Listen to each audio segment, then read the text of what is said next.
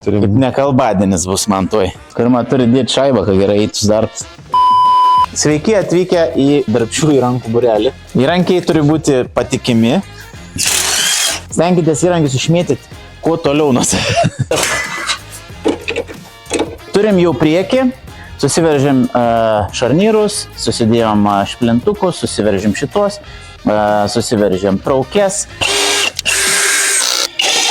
Prisiveržėm. Tai jau kaip prisipūsit, patikrinkit, ar jisai neleidžia, nes būna kartais iš gamyklos jie ne iki galo daviršti. Jeigu intensyviau naudojat kas savaitę, o taip paėjot, vaikui netgi galite išmokyti, pasiėmęs, pasitampę ratus, kad jie neklibėtų, nors koks klibėjimas jeigu jaučiamas, nėra gerai, reikia būtinai persižiūrėti, kas tai yra. Turim vairą. Šitą šlangutę, tai jinai niekur neturi nueiti, jeigu, pavyzdžiui, pigesnį ten keturračiai, tai būna tiesiog jinai taip pat ir ta balma kava. Kam tas salsuoklis? Tam, kad patrauktų kuro. Kad nebūtų